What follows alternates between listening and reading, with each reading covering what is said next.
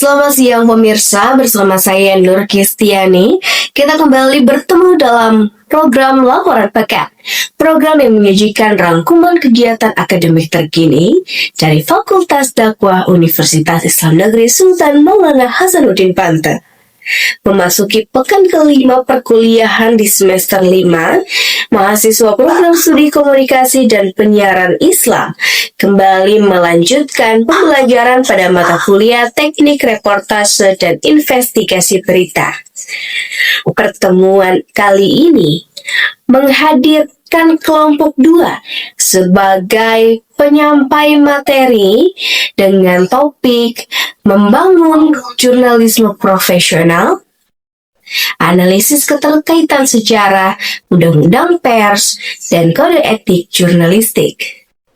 Dalam sesi perkuliahan yang berlangsung pada Senin 29 September 2025, mahasiswa tampak antusias mengikuti paparan yang disampaikan oleh kelompok 2. Kelompok ini membahas perjalanan panjang dunia jurnalistik, mulai dari sejarah kemunculannya di dunia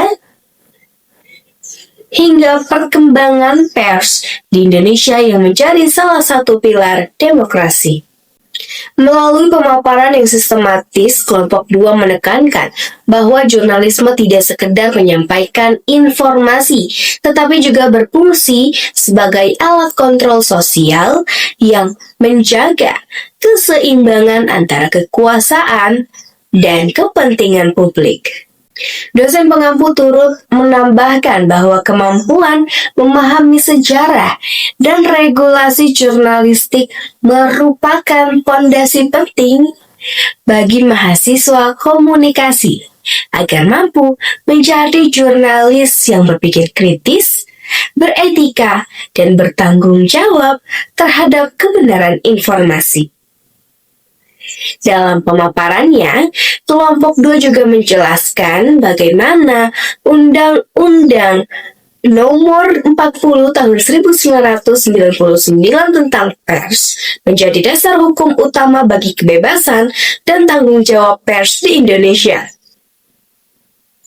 Undang-undang ini tidak hanya menjamin hak wartawan untuk mencari dan menyebarkan informasi, tetapi juga memberikan perlindungan hukum bagi jurnalis dalam menjalankan tugas profesionalnya.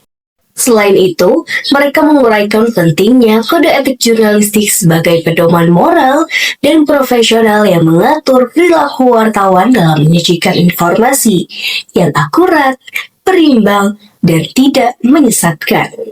Kode etik ini berfungsi untuk menjaga integritas media, serta menumbuhkan kepercayaan publik terhadap lembaga pers di tengah derasnya arus informasi digital.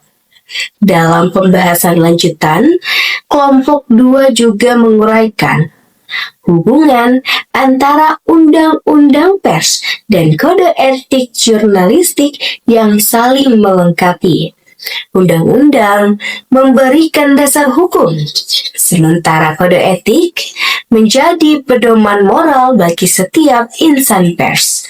Keduanya menjadi pilar penting yang menjamin kemerdekaan sekaligus tanggung jawab dalam menjalankan praktik jurnalistik.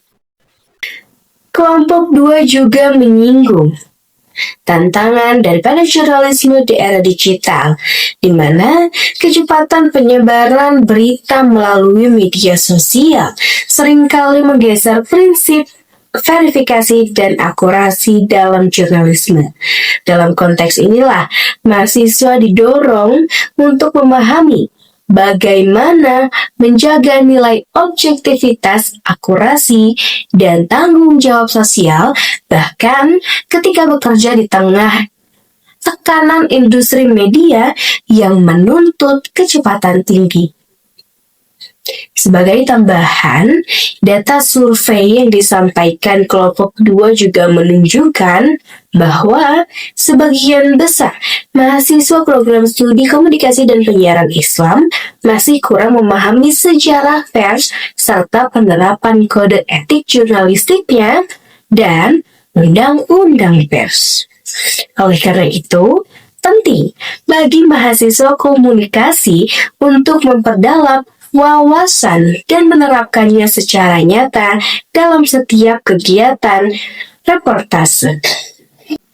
Melalui pertemuan kelima ini diharapkan mahasiswa komunikasi dan penyiaran Islam, khususnya di Fakultas Taqwa Universitas Islam Negeri Sultan Maulana Hasanuddin Banten, tidak hanya memahami teori tentang jurnalistik, tetapi juga mampu menumbuhkan kesadaran etis dan profesionalisme dalam setiap proses peliputan dan penyajian berita.